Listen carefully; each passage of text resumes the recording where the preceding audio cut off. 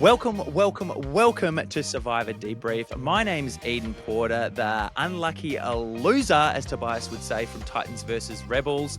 And with me, as always, is my comedic partner and real-life brother, Joshua Potter. Joshua, how are you going today? It's good. It's exciting to be here. A fresh, brand new season of Australian Survivor. We're back, baby. Brand new season here. It's going to be fun. There's so much to talk about. We're back doing our weekly recaps, and we've got some exit interviews coming this season as well. So it's all happening here on Survivor Debrief. Thank you very much for joining us this season.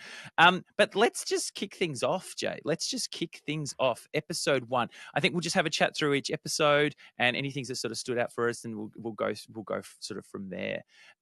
Episode 1, first impressions. Bang. What's been hitting you?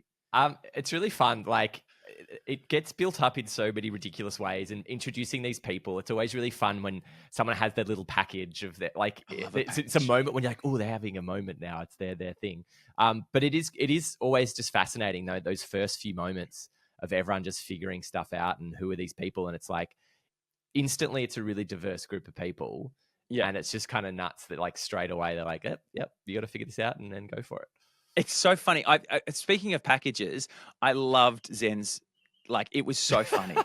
I was not expecting that coming in. He's obviously the youngest cast member. I was not expecting to be like, oh, this guy is outrageous. His 2 words. That was great. He had acumen and sublime. Yeah. Was just chef's kiss. My girlfriend pointed out, it's like, oh, it's because he's a rapper. So he wants to have this big vocabulary for his rapping. And I was like, that's so really true. Point. That's so true. And I love his use of the word acumen. And he's just like, acumen, you know what it means? It means you got business acumen. Like, that's the meaning of it. And it was really good. And I was hoping to see more words from him throughout the season. More words, baby. I do like as well those first impressions, and you really sort of, the people you saw in the pre-season stuff, and you start to form these opinions of people. And it's really interesting, even as we've got through only to episode 3, how my opinions of some people have changed drastically already. It's always so interesting that these first few days. And it's who gets the screen time. Like, if you learn about people, like, obviously Laura the White Witch is getting a lot of screen time, which is fantastic. So we're learning a lot about her, and you connect with people like that. Or on the flip side, you can be like Nash and get a lot of screen time, and people might not like you because he's a very divisive character, Nash. What else sort of stood out for you in that? I think, obviously, speaking of Nash, his idol find 5 minutes into the game, is wild. Yeah, especially someone like him, and then the whole, like, wearing it back to camp. The comedic value of him quietly standing there being like, oh God, that was so brilliant. And he's like looking at kissing it and stuff. It's like, so, I don't think I've ever seen anything that weird on Survivor. Anyone notice any and the way that, like, people are like, oh, did you just find that? It's like, yeah, just found it. Yeah. And what do you weird. What do you think the thought process behind that is? So, about finding it or about telling people? About putting it on, wearing it back to camp. Because I think even straight away, I was like, I can't believe he's telling Zen. Oh, same. So there's one thing getting caught finding an idol, and Zen sort of going like, hang on, what's he doing over there? And then going, you know what? I'm going to lay it all out there. I'm not going to lie to him. Yeah. But no one knew anything. And he just went, okay, I found this. I haven't built any social capital with Zen at all. And I'm going to force myself onto him by saying, like, hey, man, I've got this. We're in the lines together now. And then wearing it, and then making the next mistake of then wearing it back to camp and basically telling everyone, oh, look what I've got. See, the thing is, if he was really a target straight off the bat, then there's some debate about going, well, guys, you can't vote me off because I've got an idol. So you have to change it. I would have done that at Tribal Council, though. If you were feeling if you were really feeling isolated, do it at Tribal Council, shake things up. But it's interesting that wearing that around his neck, he got into that mafia mode of, going around and dictating and telling everyone, and having that, he felt that he was like this big, powerful leader. And it's interesting. And a lot of people, like, they accepted it, which I found really interesting. Like, a lot of people like, oh, I guess we better go along with it. And you say them like the mafioso, not a middle-aged mafia, although he could probably be the middle-aged. How old is Nash? He's young, man. Is he an honorary member? Yeah, I think he might be, because he's like 36 though, which is a lot younger than I thought. I think, but when you have an idol like that and you know in the back of your head, if it goes pear-shaped, I'll just play it and I'm here. It does allow you to play with more confidence, and it does allow you to say, well, you have to do this because I'm safe. You Yeah. have to. Yeah. But I didn't necessarily like strong-arming some of the girls to be like, it's very Boston Robbie. You're next. If you're not with us, you're Well, against that's us. what I found really interesting. Not to jump ahead too much, but like Kate completely seemed to get sucked in by that. That's like, I can't go against Yeah. Nash because he's going to come at me next week. Yeah, but the same thing happened with Caroline and Kitty. I remember when we were going to vote off Ray, which ultimately didn't work, but they were really worried about retribution. And then I was like, mate, but we'll have the numbers. If we do that, Yeah. we'll have the numbers, so then we can decide what happens. And then they were like, oh, yeah, we'll have the numbers. I'm like, yes, you'll be in the majority. You won't have to worry about that. Yeah, yeah. So it is, look, it is interesting. I wouldn't recommend it. But ultimately, you've got to remember it worked at the end of the day. Yeah, yeah. He did have to burn his idol, but it did work. It definitely like puts and this was one thing I found really interesting from Noonan the whole episode, was she kept going on about the idea of Nash forced us to play from minute one. Yeah. Like he thought we had to play right from the start, and she seemed kind of annoyed by that idea. Whereas like a lot of people are like, yeah, as soon as you hit the beach, it's on. Just go, go, go. But it is, you do want to make connections first, because what could happen if you're forced to connect too early, right?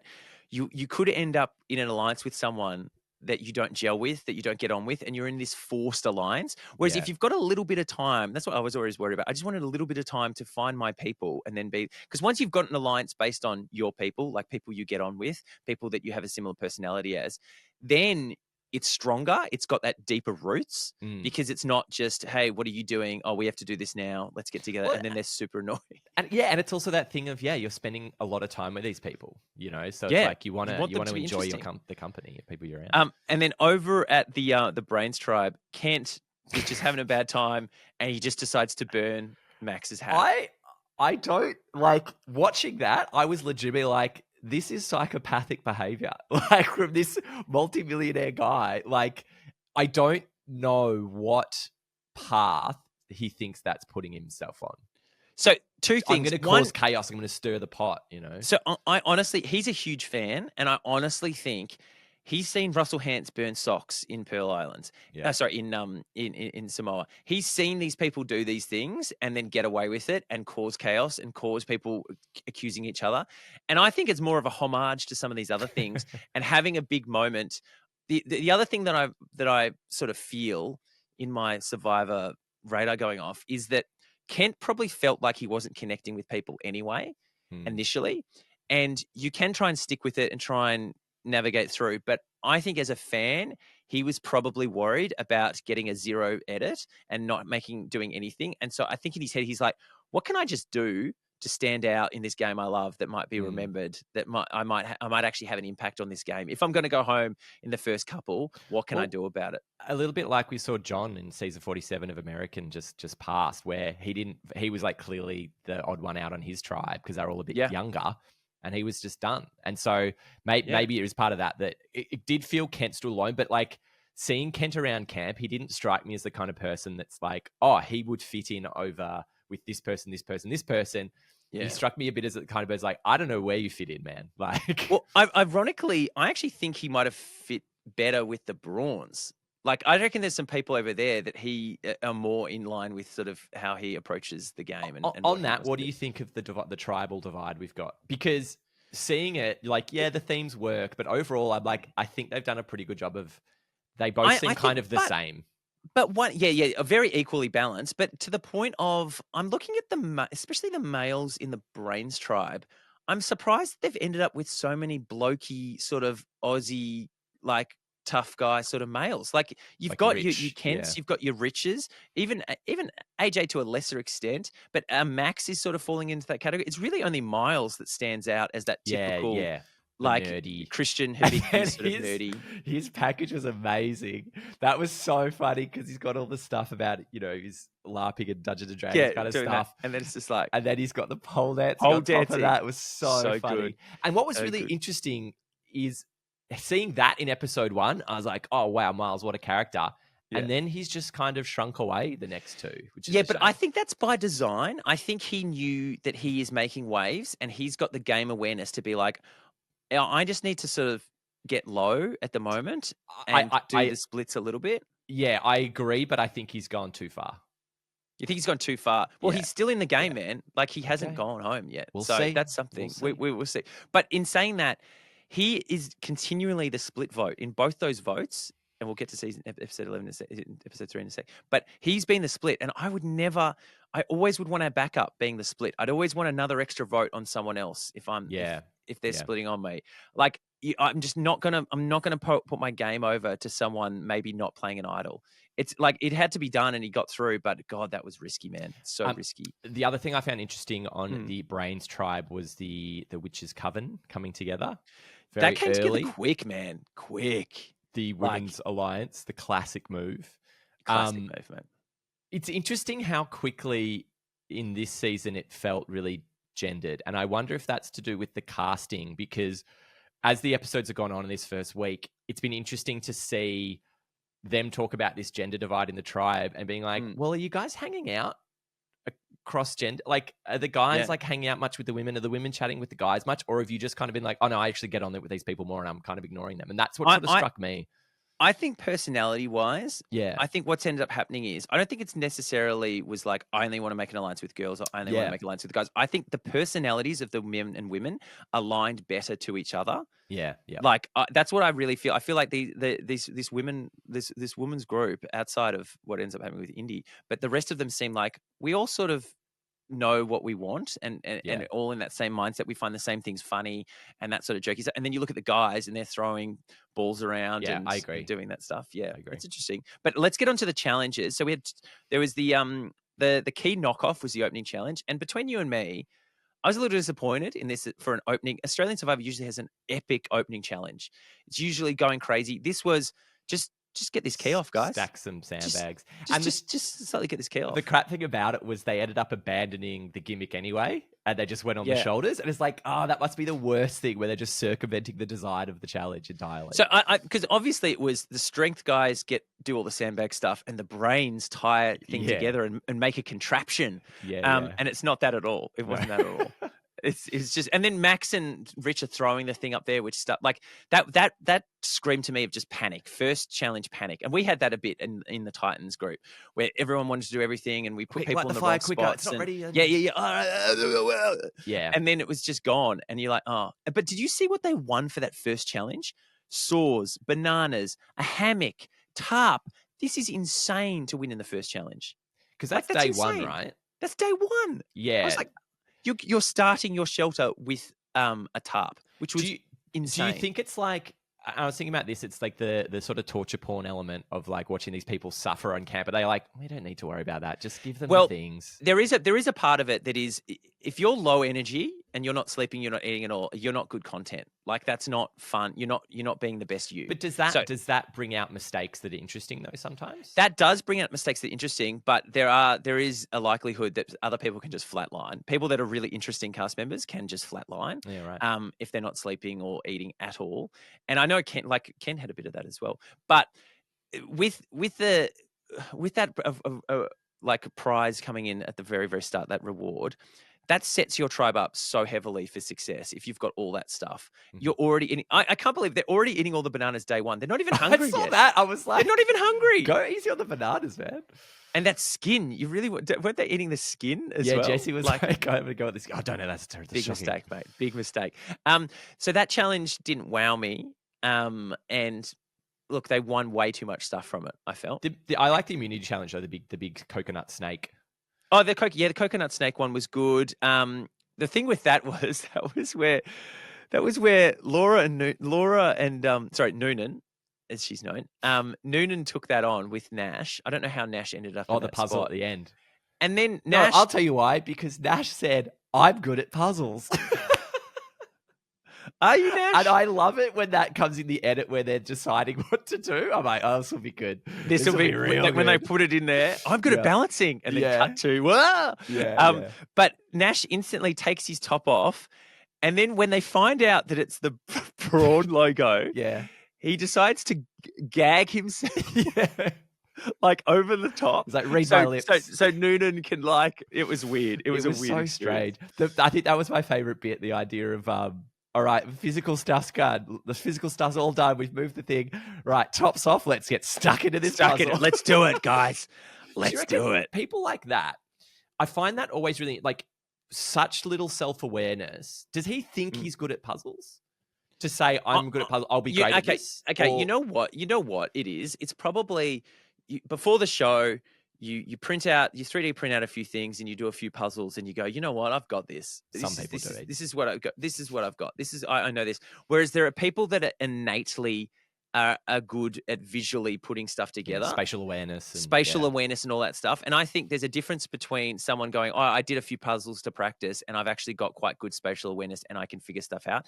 Yeah. And I feel like the people that just practice a few puzzles have an inflated sense of, I'm really good at this. Yeah. I'm really good at this. So it is interesting. And ultimately, the brains come through. The brains came good. Laura does that puzzle expertly, and they smashed it out. And then we're in the Brawn scramble, mate. Oh, one thing I just wanted to quickly mention before we move on to that, just having Noonan and Nash together, who clearly have been clashing a bit already. When you're picking stuff for the challenges and who's going to do what, do you factor in the individuals and how well they get on? No. If people go, I think I could be good at this. I think I'll do this. You go, okay. You don't go, hey, you two don't get along. Okay. You guys can't do this together. If they feel they've got a skill set, then they're going together. So it's a non-factor, that one. But yeah, so we're back in the scramble, and obviously the Nash of it all with his idol, he really throws, because do you think he's gone? Do you think he's just straight up gone if he doesn't have that? In the absence of showing the idol, I don't know how much of how annoying he would have been around camp. So like, I don't get a sense, because obviously you do something like that, you get a massive target on you straight away. So you are putting yourself front and center. I couldn't quite tell if he hadn't done that, what would have happened. Yeah. He seemed a bit abrasive to different people, but he definitely, I don't think he would have gone around being like, we're going candy, but for having the idol. I think the idol made him play a certain way, and that's what actually ended up rubbing people the wrong way, and their reaction to that. So I felt, even though Ursula's pretty much a nothing character at this point, she's just strong. She's just a strong girl. I did feel bad for her. She instantly, she hung out with Nash once, and then instantly she was the split vote. It's like, okay, well, not him, it's her. And then she knew that he would just play his idol. So she's like, oh, great. And then they go searching for another idol. Well, and Nash goes, they're pretty hard to find. Yeah. Like, no, they weren't. You just walked up and grabbed one. The thing I found interesting, just sort of game planning a bit, I was like, oh, and obviously it worked out fine for her in the end anyway, but I was like, shouldn't Ursula convince Nash that he's entirely safe? Yeah, so he doesn't play the idol. So he doesn't play the idol, and then he goes home. That's what I was thinking. Like, she was like stirring up, I've got to move this. And I was like, if you get Nash super comfy, he strikes me as the kind of guy who would just not use it. Yeah. 100%. Yeah. 100%. So obviously he strong arms the girls to say, if you're not with me, you're against me. Yeah. And it was, so the girls that he got into their head was Kate, Christian, and Morgan, which is an interesting combo. So they're obviously talking to each other, and they all fell for it. What was weird about the rest of the group, right, was they didn't even put the majority of their votes on Nash. Well, just to run through the votes, we had 3 on Nash, 5 on Candy, and 4 on Ursula. And that's what struck me. I was like, has this been so confused? Because it seemed to be everyone was pretty on board at one point. And then I know you've talked about this, the idea of plans changing. You're not sure what the new plan is and all that kind of stuff. Is it just a case of first vote, I've heard this, oh God, and there's confusion around that? Or do you need these leaders to sort of pop up and be like, guys, this is what we're doing? Yeah, you need it's good. And me and Mark sort of did it subtly by going to different groups and being like, oh, I think we should do this. I think this is what we do. So it's not, because if you are one person going around telling it, that can also backfire, because it's like, hey, look at Morgan going around telling everyone what to do. That's no good.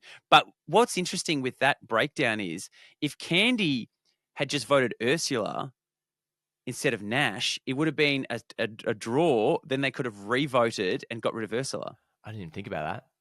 So Candy could have saved herself quite easily. But I guess the plan should have been go for Nash. Do you think anyone was swayed at Tribal with Ursula's pitch around Candy's weak home strong? I think the 3 girls that flipped had that conversation with Nash, felt like, I don't want any shenanigans. If we just vote with Nash, we know that Candy's going home. and that's end of story. Or I think they just got scared. Yeah, and they were like, well, Nash is going to be here next week regardless. Well, they think, right? He's going to be here next week regardless. So we'd rather have him onside than offside, which I don't. Yeah. I think you're better off like, who can I work with? Who do I want to work with?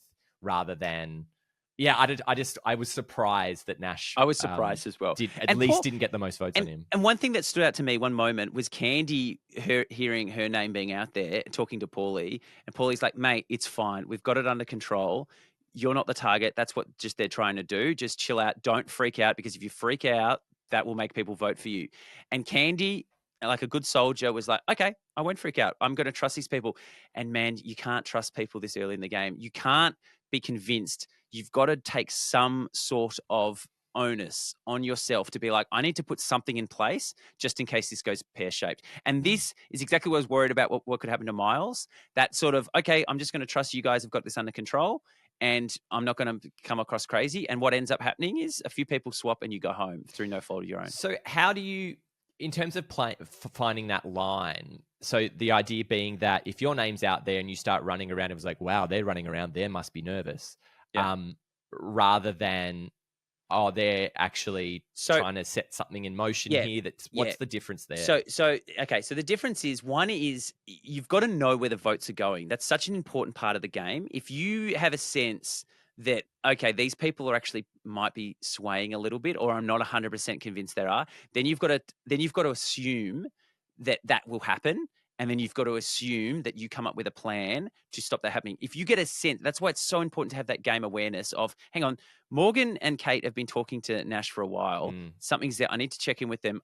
Do I believe what Kate's telling me or not? Am I going to try and build a connection there? No, I'm not feeling that. Okay, now I've got to assume that those 3 girls are voting with Nash, which means they've got 5, which means I need to get rid of this split vote, and everyone just needs to put, and then you go, hey guys, I'm worried that those girls are flipped. Let's just dump them all on and we'll just go for a draw.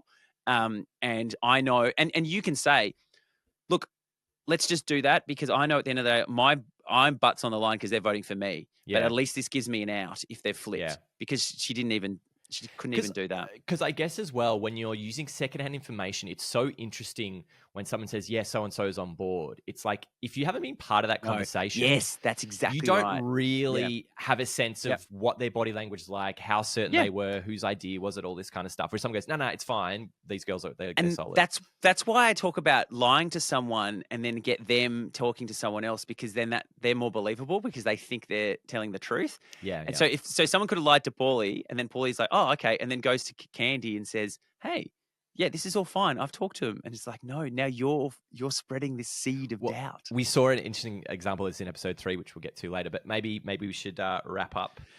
Yeah, so that's good. Candy's home. Rest in peace, Candy. She was a big fan. I was disappointed. Yeah, it was like, it sucks when you just don't get a chance to play, right? It's exactly. Didn't get a chance. 2 days in. Bad luck, Candy. We still love you. Episode 2, a couple of things that stood out for me in episode 2 is Kent loves animals. Kent loves a praying mantis. Kent loves a Komodo dragon. Kent is all about the animal references, and I'm 100% here for it. And toxicity. He loves toxicity. Loves toxicity. And I'm glad people have learnt about the Komodo dragon's killing techniques, because it is complicated and it is very educational. So I'm a big fan of that. What else stood out? Miles? I think the stuff with Zen as well, the vote before, pointing out that he's going against Nash and how that sort of played out, I thought was quite interesting. Yeah. And then also like straight up afterwards being like, I flipped.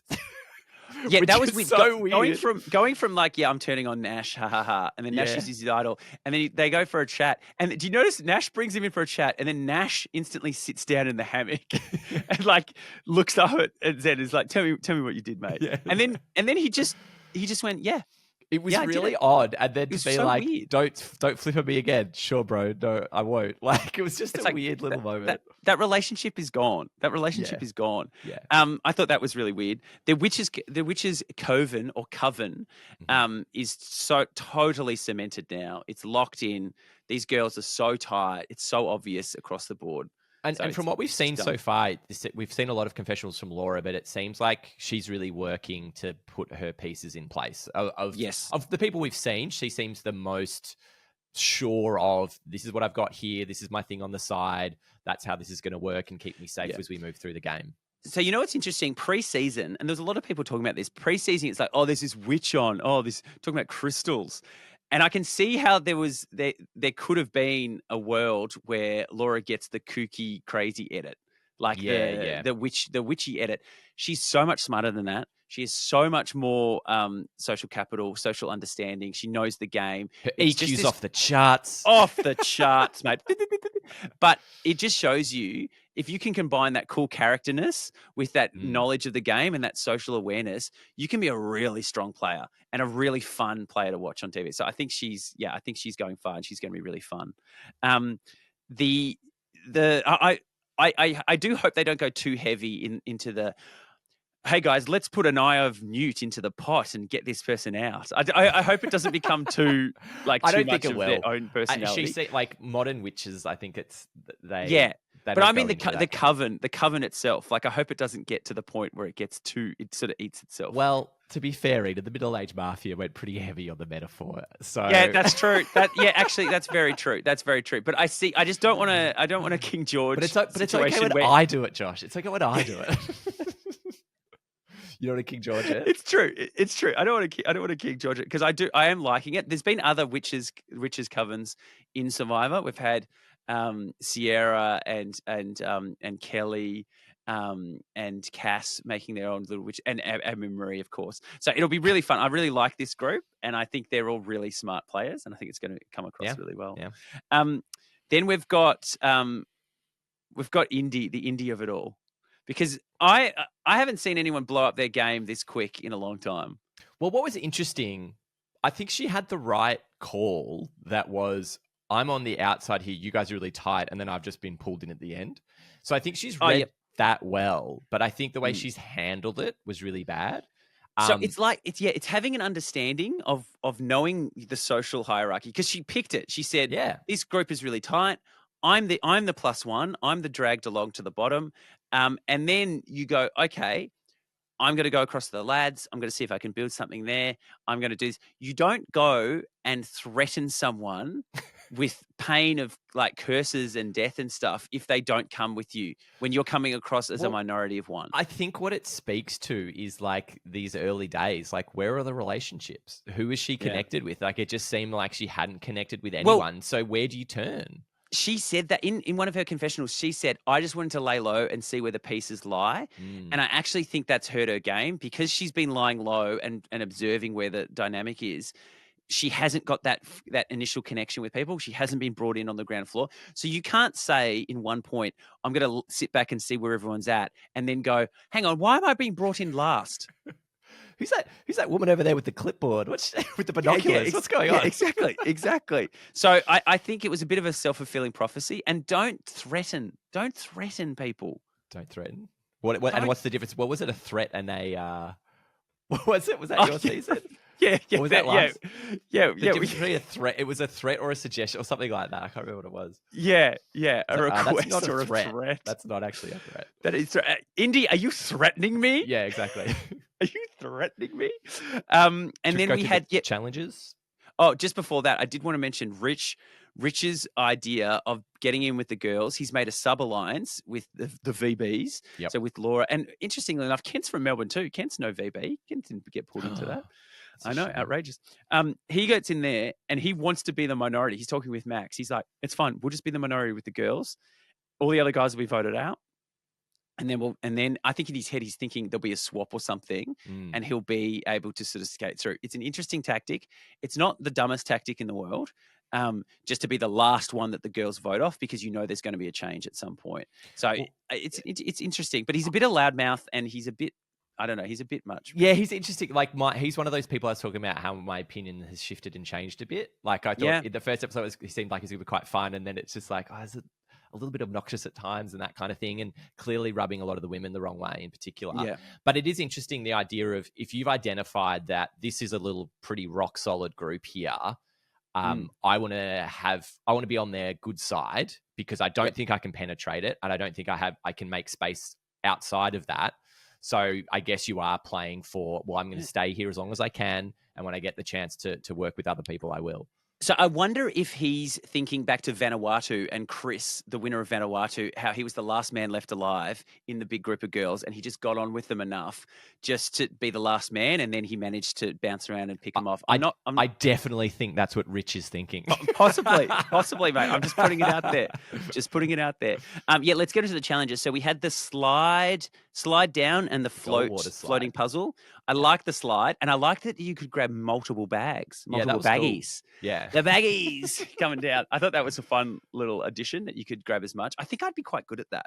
I think I could have done both hands. The crazy thing was the stop into the sand, especially for some of the heavier contestants. It's like they picked up speed and like you just, it was just smash into that sand. Bang. It's like that video of the truck hitting the pole that comes out of the ground. Yeah, you know, it just goes stop. Bang, and it instantly stops. Dead stop. It's crazy. But I would have loved. I was waiting for someone to do the old slide into the stand up and then continue running, full smooth criminal like a baseball player. Yeah. That would have been sick. The floating puzzle was good. I don't think I've really seen one like that before. No, I thought that was really fun. I was really worried they weren't listening to Indy. The edit started paying into that. Like when Max was like, use people's names. She's like, I'm trying. Yeah, it sounded like she didn't perhaps know, because she's been laying low too much. She didn't know everyone's names. Yeah, but really fun to do a puzzle with everyone and to have a caller and to do it floating because you have to. I thought that was really good. Yep. And then the Brawns just couldn't get it together, mate. They just couldn't get it together. No. It was terrible. And then they got fish. Which one would you choose, fish or fishing gear? Your brain says fishing gear, but I thought Rich's case was kind of compelling to be like, that is so much fish. Yeah, but we're not going to catch that much. You've got to eat, again, this is only day 3 or 4. Yeah. You've got to eat that fish in the next day. Realistically, because you can't refrigerate it. There's no fridge out there, mate. So you've got who knows what happens when the cameras aren't rolling, mate? Oh, mate, I can tell right now there's no fridge out there, mate. I hear they've got fridges. No, mate, you hear wrong, bro.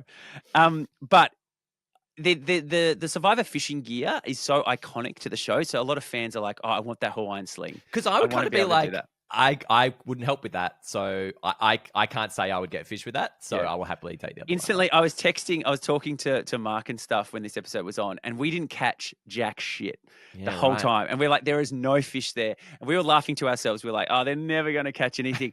But then Charles was sabotaging our fishing gear, as we all know. Yes. But besides that, no one got close to catching a fish with a Hawaiian sling or anything like that. And then lo and behold, Kaylin goes in there, pops back in instantly with that was great editing with Rich saying we're never going to catch anything. They cut back to that. But good on Kaylin. He could be a modern day Aussie. Well, one thing I did quite like in that whole exchange was Rich seeing where the wind was and be like, this isn't a fight. It's like, yep, cool, we'll take that. Good call. Yeah, great call. Don't dig your heels in. It's not something to blow up your game over. Yeah. And then the Wheel of Death, the sandbag throwing at the end. So you had to get the wheel. They use the term undoing knots very loosely. They were the most loosest very loosely rat. I was like, this is not a sailor's double hitch knot. Yeah, it was just like untangle his rope. I do love any challenge where your outside world job gives you some advantage. Put the skateboarder on the thing because he's got the great balance to get up there. I thought that was fun. And that does that put so much more pressure on people. Yeah, but it's like, this is your moment, mate. This is your if he'd fallen off. And he smashed the wheels, spinning the wheels off the thing as well. Oh, that it's like you just spin it like that. Yeah, I was wondering when someone spun it and just fell on the ground. I was like, that's OH&S. I don't think they wanted them to do that. No, they didn't. That's because they were off center. I think the Brawns got like their whole rig was off center. Off center, yeah. Okay, so it was meant to be underneath it all. But and look. Another interesting challenge. I like the big wheel of it all, and throwing the sandbags. I love a good. I never really got to do the sandbag throwing, like the not the power, but the accuracy. I think I would have been better at the accuracy ones. The best, all our ones were the power ones. The best thing about that is doing the throw onto the thing, and they did that. What they had for Jaden in your season, where it's just that single locked off shot, and Ben got like 3 or 4 in a row. I love that. And it's so cool when you're like, just hold it because this guy nailed it. It's so good. I love that. Sick. And then and then it comes through, and the Brawns, Ben smashes it out, and the Brawns win, sending the brains to Tribal Council. Yes. And then this is the implosion of Indy, pretty much. We've already sort of touched on it, but it was just right idea, wrong wrong execution, I think, at the end of the day. Yeah, because I appreciate to be like, I feel I've been brought in. I haven't been involved in decision making. Because that's obviously a thing. Like, it's almost like resume building from day one to be like, I don't want to just be a follower. But you've got to be able to back it up with other people. And it seems like already there's these little well-established pockets of stuff. Like the women in particular, it just feels like impenetrable. It's like you're just going to have to work around that now. Like it's pretty locked in. So one idea that you do is, right, so it's 12-person tribe, six guys, 6 girls, 5 girls are really tight. You're indie, right? You stay with the girls for the first vote and you get someone out on the other tribe that on the males. And then what happens is then you've got 5 to 6, but then it gives you the perfect opportunity. You're then the flip. So you wait through this one, you flip next vote to the lads. You go, they're so tight, I'm willing to flip and we can take one of them out.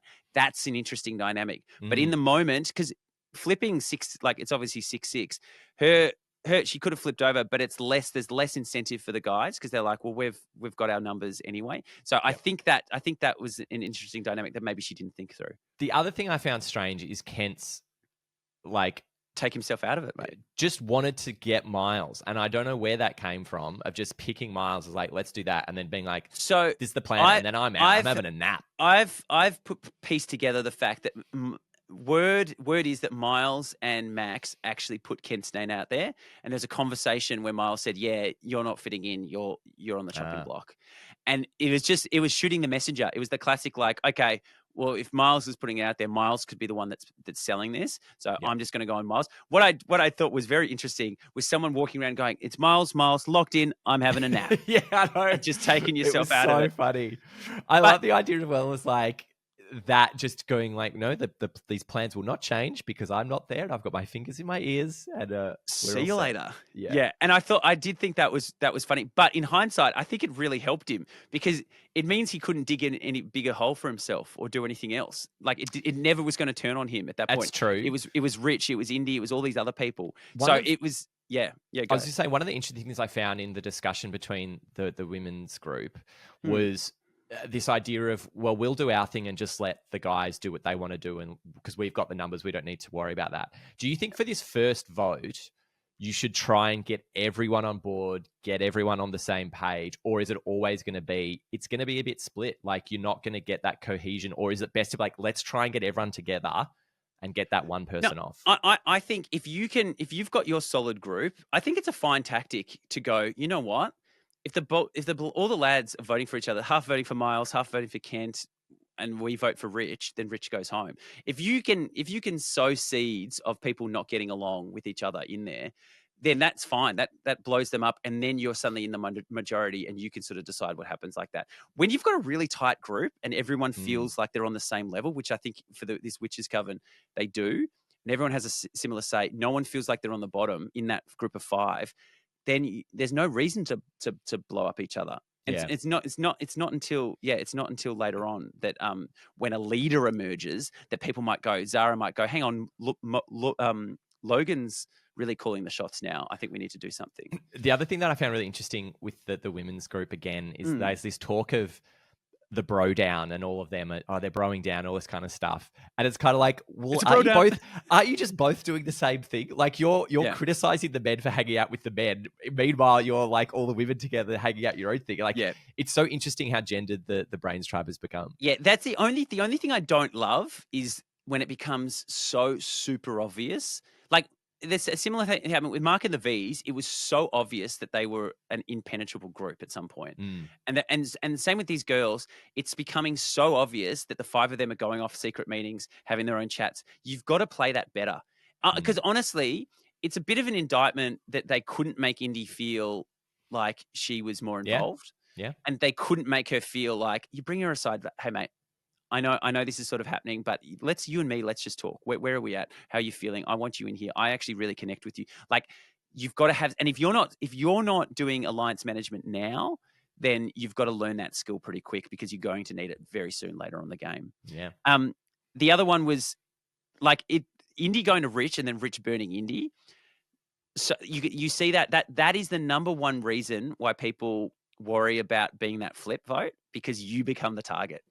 If you come out there and go, hey, I think we should do this, I'm going to flip. They go, okay, she's a flipper. That's the thing at the back of your mind. If that person goes and tells everyone, you're then on the chopping block. Which is interesting because that person has come to you with real, accurate information. Yeah. And that information is these people are coming for you. Like, for then Rich to be like, go to them and go, you're not going for me, right? It is an interesting thing of why does it go on India? I think it's because the way she went about it, right? Like, it's tact. The attitude was just like dreadful. And it's like, it's that relationship building. I don't know where she thinks that's going to come from. Yeah. So then we're at Tribal Council. So everything's flipped onto Indy at this point. Kent decides to tell everyone that he burnt the hat. Yeah. Bizarre. Wild. Again, this must come back to... But the thing is, he's got through this vote. So I could understand if you know you're going home to go, you know what, I just want to have a fun moment where I'm like, guys, I burnt the hat. Yeah. And maybe he did feel like he was going home that time and he did want to have that moment, but there is zero benefit to doing that at telling everyone if no one knows. No. And like everyone sort of was laughing at the start and then you could hear, I don't know if it was Ali or some of the other, we'd be like, oh, that actually just seems quite bad. That's actually quite mean and bad. Yeah. That doesn't seem fun and cute and game, like, oh, crazy thing. It's like, oh, that's no. And then, Indy and Kent, they vote for Miles. Everyone else votes for Indy. You go. I did find it interesting with this tribal. Very open chats. Like Rich was really open. Indy was really open. Kent was really open. Like I'm finding that I haven't really got a sense of who are the people who speak really cleanly, really calmly, don't give away too much. Versus all these people in this season, for the most part, seem really willing at tribal. Just Tribal Council. Out. The good players at Tribal Council can say nothing while talking, and that's that's just become a skill in Survivor. You just go, well, yes, I'm sticking to this, and this is good, and rah, but you don't go, I hate this person, and I want them out of the game. Yeah. It's so funny. And then Indy's last words were, I wouldn't change anything. If I did this 100 times, I'd do it again. I'm like, well, Indy, you're losing the game 100 times because that you should change something. Like I know being true to yourself, but you got to change something, mate. I don't think there's anything wrong to be like, oh, maybe I shouldn't have done that. If I did that differently, maybe I'd still be there. But but you said before the woulda, shoulda, coulda. Like you don't want to get too sucked into that. You don't want to get too sucked in, exactly. No. And so now let's hit on episode 3. Episode 3, obviously there's a big fallout of the Kent. They've had that initial laughter and now they've really thought about it. And Max is like, yeah, I hate Kent now. Kent's dead to me and let's get rid of him. And everyone's really on board with that. And so it's writing on the wall for Kent at this point. One thing I found funny about Kent, I noticed it a few times, is he would say the quiet bit's louder, the loud bit's quiet. Because he would say something that I would assume is in confessional, and then it would pan out, and Ali would be standing there. He'd be like, the fire. Ali wouldn't know how to make a fire. She doesn't do this, and then it pans out, and Ali's standing there. Yeah. Same thing happened with Miles as well. I'm like, no, Kent, that's conversational talk. That was wild. The way Kent was talking to Miles, I was like, what is going on? You know, Miles, when your name's out there and everyone's coming for you, you should meditate, mate, because I'm coming for you, and everyone else is. It was really weird. It was really weird. And then we've got Zen taking out the game straight up.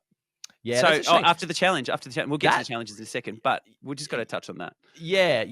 Because he was a fun person to have on. It was going to be interesting to see what happened with him because I think I don't know if he would have a game plan around alliances and who's around him, who's strong, who's weak, who can, all that kind of stuff. I think he would have had some pathway in his head. It would have been really interesting to see what he thought that was. Well, I just think he's obviously got some social awareness because he got the feeling that like Kent was the wrong person to align with, even though Kent's plan worked. I think he felt like Nash. Nash. Nash is the wrong person to align with, and even though Nash's plan worked, it was just I think he had some social awareness in terms of who to work with. And I think he was going to have a bit of fun out there. Obviously, his word of the day when he left was stoic. I think he used it 6 times. But you never want to see anyone get pulled from the game for medical reasons. It's just not. It's just not. It's not such a downer. It really sucks. And I did think he was. He had some upside to be sort of fun, a fun commentator on the game. It was nice that they gave him a lot of airtime in these first 3 episodes. But in terms of that. Paulie, Paulie's a bit of a coming out episode 3 for Paulie. Like he did the paramedic, and as you, I wasn't sure where to put Paulie in terms of, is he a brain? Is he a brawn? Is he a rebel? Is he a like? Those paramedics can be everything. I think, according to his words, he's a hero. Well, there you go. When the paramedics arrive, they go, "The heroes are here! Heroes, look out!" Here we go. Yeah, Paulie. It's nice when you see these moments of like, oh yeah, people thinking about this, giving a shit, and getting into it, and finding the the map in the reward. Yeah, we had the banana. Winner found the banana clue in his banana, and then we had this. Then we had the secret napkin one, and it's just so brutal, man. You can be a huge fan of the game. You can be looking for clues, all this sort of stuff, and someone just picks the bowl of chips. Yeah, like that's it. They just got the bowl of chips. It's interesting as well seeing Noonan and PD having a search as well, and the people who are like switched on and thinking about that. It doesn't seem to be everyone all the time. No, like there's individuals who are like, there's going to be something here. Well, there's individuals as well that are going, let's be dead corpses in the water while other people are doing stuff. I love, they've had a few of those montages of like someone talking, being like, I don't know what these other people are up to. I think they're a bit dumb. And it's like people go, have you guys ever done this? Yeah, that's really fun. Yeah. Let's hold our breath for insane amounts of time. So good on Paulie for finding the idol. Fatal mistake, Joshua. I will ask you this: if you set your lie up to be, I'm going to go and hang my jumper up somewhere in the sun, and then you disappear, and then you come back later on, and I could tell there's a point in his brain that he realized, I've still got my jumper, and someone's like, oh, you've got your jumper, and he's like, oh, yeah, there were no places to put my jumper, so I came back with my jumper. And that's a rookie mistake, mate. If you've got to lie, you've got to stick in the moment, and you've got to hang your jumper up somewhere. You've got to hang your jumper up, mate. You've got to hang your jumper up. The one thing I wanted to get your opinion on, which I thought was a bad move from Paulie, he went far along enough with Noonan to say, yes, I found a clue, but didn't say, yes, I found the idol. What is the value in sharing that information, but not the idol? I tell you this, it's a bad call, Ripley, a bad call. Because if you're looking for the idol with Noonan and it's not there, you're the only one with the clue. So it's going to come out. And then when you do use it, you've now lied to her. Exactly. You did find it and you didn't say it. Whereas if you don't say anything, I think if you use it, even with your allies, they're like, oh man, where did that come from? Did you find that? Oh, great. It was in that. It's more of a fun, like, I can't believe it. It's not, how dare you not tell me that? Yeah. But by giving a little bit and then going, oh no, I'm not going to, I just think it was really bad. I think it's a really bad move. I think it's an in the moment thing of, I'm being directly asked this question. I need to like sort this out because I'm going to come off as lying here. So I'll just say, yeah, I got it because I did. But I think it's like you could, all or nothing, because all you're doing now, like you're trying to build a connection with someone by sharing this information, but you're shooting yourself in the foot because you've lied about it in the same breath. So it's the old thing of when you're put on the spot, often a good lie is a lie with a bit of truth in it. Because you can hold on to that truth and be like, no, it's this. I did find it. I did. And that's good. But once you give a little bit of truth in this situation, that's opened your door to a lot of headaches down the road that he's not thinking about, that it could really come back to. It could possibly make Noonan go, you know what? He's not with me as much as I thought. No. It's like I cornered him and he gave me the information. Rather than he willingly shared this with me. Yeah, I don't think he should have told anyone. I think it would have been great if I think if you've got the chance and you do have it to yourself, really have a good think. Who do I want to share this with? Don't be running off instantly. Yeah, I know, 100%. And then we've got, what other big moments we've got? Oh, we'll get to AJ in a second when we get to the scramble. Yeah, I thought we had a lot from Logan as well this episode. Logan was coming out this episode. My favourite quote was, it's a really complex social structure being in the WAG community. I don't doubt it isn't. I don't doubt it. I don't doubt for a second. It's all social status. It's all about who you are, who you're talking to, what you're wearing. And so she's coming in hot, and a great episode for her. She's really coming across as someone along with Laura, that seem to have a really good understanding of social dynamics and being able to make sub-alliances. Like the fact that they're in with Rich and they're willing to, they want to hold that together and things like that. I think they're a good team. That could be a really good group. It's been interesting consistently, Laura. I wanted to talk to, we'll just talk about now, but her consistently trying to save Rich and steer things in a way that benefit her long term, how much should you be fighting for stuff like that, where it's not your core alliance, it's someone you want to work with on the side? Yeah. How much should you go into bat to swing a vote away from them? I think Laura has done a great job getting it off Rich and going, you know what, I've got a connection with him. There's plenty of other guys I don't talk to, so I want to get rid of them first. And she has pushed back on those few things. You've just got to know, that line between you're just talking, and then you go, no, guys, we can't do this. We're not doing this. Then you become the overarching, like putting your foot down, and that's never a good thing. Mm-hmm. If you can just put enough, like, present a good really? enough case. Is that a good enough? Like, I don't know. I'm not really convinced. Nah, let's just stick with what we're doing. It's safe. And then you just start putting more stuff out there. And I think Laura did that really well. And Logan could be a bit more emotional. So we'll see how that sort of pans out. Obviously, she got super upset. Yeah, did see a bit of that in the at Tribal as well, which we'll get to. The challenges. We had the physical 1-on-1, which was a blowout, 5-0. It's like you've made a Brawn tribe. This is a Brawn challenge. They should smash it. I would be terrified of this, because I was just imagining. I'm like, I look at those men. I'm like, they're big men. I'm not. I'm not like that. All I could think my strategy would be like, I'm just going to do a dash and just get around and try and get. I'm not even going to try and contact them.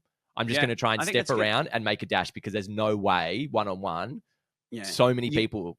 You need to get your footing as well. Like this blew Rich's game challenge up. Like he did the bounce and he didn't know what the give was, and then he tripped over himself. So if you can get that right, and it consistently seemed like if you've gone over halfway, you can just get up and run. Yeah, like if you can get over your halfway, then you'll be 100%. Sweet. 100%. And we talked about Zen before, but that's seemed quite innocuous. Like just sort of bumped his hand, and then it was like, see you later. And imagine like Kaylin in that, you'd be like, oh man, like it's part of the challenge. But like watching the ferocity of that, I was like, how did not other people get injured? Like good word of the day there, ferocity. Zen would be proud. Dad Zen would be right proud, mate. I like that. And then the other challenge we had was the poke the stick and hit the pot. And then slingshot the targets. Poke the stick and hit the pot. I didn't like this. I didn't like the poke the stick. It seemed messy to me. And how about the hit the pot? I love the hit the pot. I love any breaking pots. I think that's fun, and I love the slingshot at the end. I do wish the pot had some sort of color in it, though. Oh yeah, and blows up everywhere. Yeah, that would have been way funner. But it was sort of like you could sort of had to push the stick and then tie it, and then we kind of just did a stick tie one, right? Like in episode 1. And the stick ties are fine, but I prefer like the dexterous ones. It was kind of almost like, it was a weird choice, because you're removing the key element of the tie stick, which is like, is it going to stay together? It's like, because you're resting it on something. Put it in the rack and just push it. Yeah, exactly. So I wasn't a huge fan of that, but I love the slingshot at the end. I think the slingshot's classic. Kent was doing well on the slingshot. Kent could have actually come home, and that's a great moment for him as well. Kent was doing self-commentary as well, which is great. Which is good. Honestly, self-commentary and challenges, you're a fan. Good. You know, well, I started noticing it a few more, and I did it a bit in my season, and it's good. I think don't realize you're doing it. Probably you don't realize you're doing it, because I'll be like, "Come on, man, I've got to do this," and I actually don't mind it. I think it's quite fun. But they couldn't get it done. Again, we saw Ben very good. Like he's been consistently good, and I'm tipping him as like a big, strong individual challenge that as we get deeper in the game. I'm thinking that he could actually end up being a bit of a challenge threat, and he might go post merge as like Ben's really good at this stuff. I think so. I think it'll put a big target on him. Yeah. So they're the challenges, and obviously Brawn win again, sending Brains back to Tribal Council. You never want to go back to back. You've just got through one, and now this is the AJ of it all. The poker player gets introduced. The poker player that's won $500,000 in poker. It's more than that. Didn't he say 100 million? I don't know. Yeah. Who knows? I found out. It looks like total winnings on the circuit is about $500,000. Great. And Jackie, our other poker player that's been on in Australia, she's at like 1.5 million, I think. So AJ's just starting out in his poker journey, I think. But it was a good episode for him in terms of character wise. Yeah. Got a lot out of it. Not so much strategically. The comedy of errors, this was like a Shakespearean comedy of errors where he doesn't say the name to Ali. Would you be interested in doing something? And then she goes, I'm I'm reading what you're putting down, mate. She goes, Yeah. he's all in on Rich. Rich Yeah. oh my God, Rich. Okay, let's go on Rich then. If AJ's doing that. And then it comes all the way round. So then for him finally, Ali goes to him, now hang on, what are you saying? And he goes, oh, well, yeah, Logan. Well, And because then he it all framed blows it up. as it's not going to be bad for you. It's not going to be bad for me. I was like, that's bad for Ali. Like, So she's in an alliance with Logan. there are some terrible reads on people. Like even with, okay, oh yeah, Zen's with me, he's really good, and that's locked in. Like, yeah, what's like Ken's having these reads, but this is a terrible read from AJ that Ali would like Logan to go home, and then begging her not to tell her, and instantly she runs away and tells. Well, that's what I found really interesting. Like, he's identified this strong 5, and he's like, we've got to come up with something to do it. And it just struck me as like, we haven't seen a lot of the relationship building, but it's like, what is his relationship with Ali that he's like, yeah, she's so tight with me, she's going to go flip over here. He honestly, he put his arm on her shoulder and he said, hey, do you trust me? Do you trust me? And she's like, yeah. He was trying to build a relationship off a move straight away without understanding the social dynamics at all. Yeah. It was big move-itis. He wanted to do something. And he even said in one of his confessionals, he said, but I could do this with the guys, but how much sweeter would it be if a girl flipped on it all? I'm like, no, the girls are tight. You need all the boys together and you could have done it. Like, honestly, it's 6 boys, 5 girls. You could have done it. Is it? Yeah, because they voted off Indy in the first one. So they had Miles, Kent, Rich, Max, AJ, and oh my God, who's the last one? And Kaylin. You had 6. Yeah, I think the most interesting about this, it's like, do you think he had a good read on Logan is threatening because she's part of these multiple alliances? Do you think she's a good pick out of the women to go after? Yeah, he is. Like, honestly, it was the right read. Like, he's pinpointed that she's the leader and that she's really top. Like, do you think she's the leader? I thought it was. I think it's more Zara and Laura driving. I don't think it's Zara. Okay. I don't think it's Zara. I think Logan and Laura are in the best positions in that group, and they're driving what really happens. Yeah, well, they've got the connection. They've Yeah. got the connection to the men on the other side as well. Yeah, but yeah, exactly. It just struck me as like this idea of, oh, these people are boring. They don't want to play. They don't want to do stuff. I just don't think he picked the right avenue. Like, it was very odd to me that we had not seen any real relationship here. But then Ali kind of seeming like there was something there, and she was quite excited by the prospect. And the weird thing was, she was like, if this is going to go ahead, I'm ditching this vote, by the way, girls. Like, I'm going to go and take Rich out if that's on the table. I found that interesting. Yeah, you've got to know people's motivations, and if you can tap into that, like, if you have an understanding of, I know Ali hates Rich, so even though they're doing this other vote, that's something that I could tap into, and she will jump at it. But he had no understanding of what she wanted before he put the offer out. Yeah. Like. And look, I think he did. It was an interesting when he said, "I'm not saying a name yet. I'm just seeing whether you're open." And that was interesting because she was like, "Oh, I'm open," but then you need to figure out what she's really wanting before you put it out there. And what do you think? And what do you think of this idea of, here's a plan. If you don't want to do it, we won't do it. Like, I found that strange. That's half measures. Half measures. You got to go full measures, because now you're just going to piss off a whole lot of people. And it's as good as voting for them. Yeah, correct. And you didn't have enough social capital to make Ali not tell her as well. Like, there's nothing. It's just like, oh, mate, by the way, can you not tell him that, because it'll blow my game up. It was very funny. Instantly going to blow him up. And so AJ, terrible. And did you see him at Tribal Council? Like, he seemed pretty resigned. They were whispering next to him. The only reason they're whispering is to be like, should we change it to AJ? Yeah. And he knows that, and his face was just like, oh, man. Well, the thing I found interesting is, like, in terms of those women, I would have thought to be sort of having that chat at Tribal, it's like, surely this is locked. Like, No. My take on that is that Ali came to Logan 3 minutes before they were going to leave to Tribal. Right. Because Ali's gone to him and said, mate, is something happening? What's the name? Like, it was getting near the end. And she's like, you've got to just tell me the name. And then he's gone, Logan. And she's like, we're not doing this. No. And she's instantly run back to Logan, told her, what are we going to do? Okay, guys. off to tribal. Yeah. And then you've lost that opportunity. And that's the only reason why it didn't happen, I think. I did also find it interesting. We got a bit of an insight into Logan's ability to lie and keep calm, because there was a few and as the tribal went on, she became more and more obvious with what she was saying and who she was talking about. And AJ just said this, you start to smile, Logan. What's that about? Oh, I didn't smile. I don't know what you're talking about. Oh, JLP was onto it, man. JLP was wanting, he was wanting that confrontation to come out. So yeah, it is interesting to see that. But it also means that she's someone that if you cross, she will come after you. And so it may actually make people second guess targeting her as a leaguer, because they're like, oh, if it doesn't work, it could be really bad. So let's get rid of Zara instead. But then the flip of that could be the case of like, yeah, she's the head. Look how much she steers this ship. Like, we've got to take her out. Yeah, look, that's what you want to do. But yeah, there's that fear. There's that inner fear of, we can't get rid of them. And then ultimately, our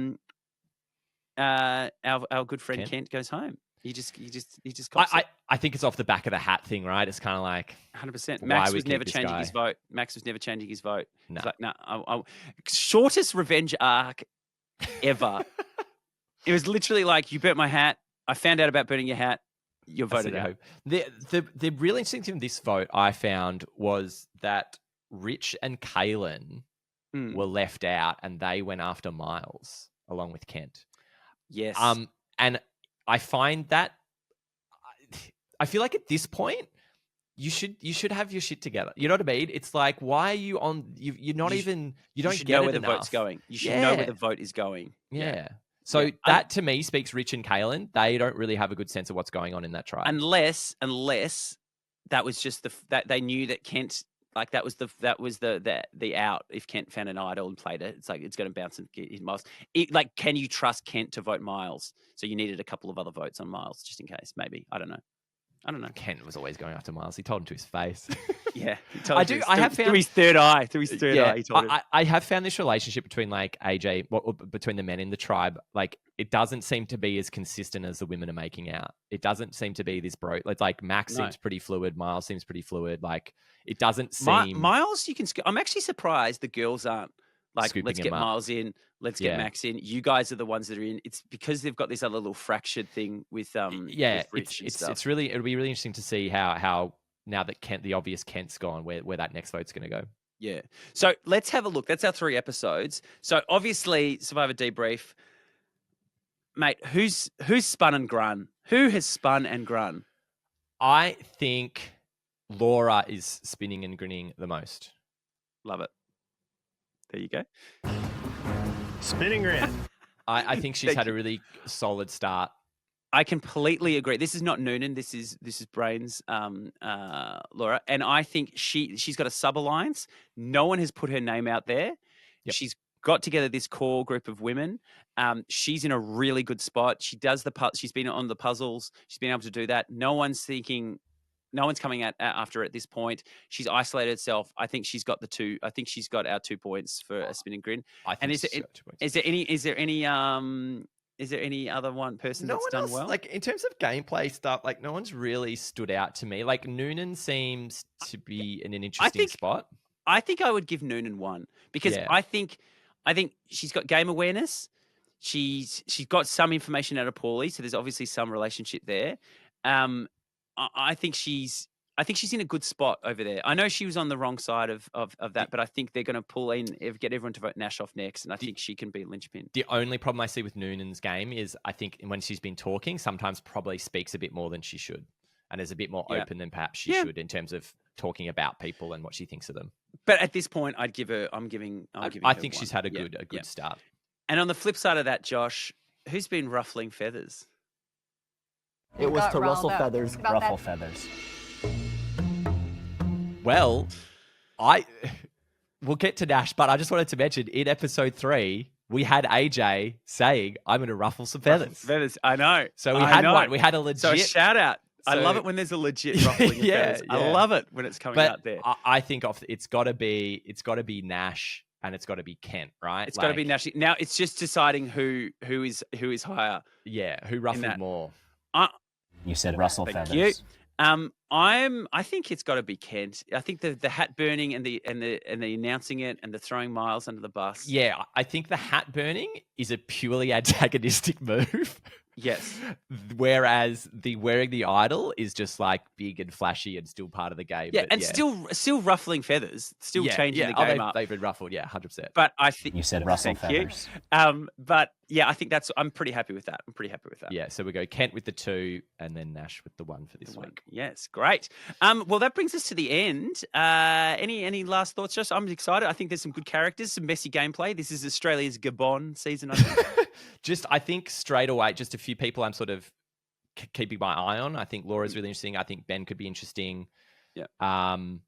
Max, I don't quite know how he's going to play out. I feel that he's going to go far, sure. but I don't know if he's ruthless enough. I don't know. Yeah.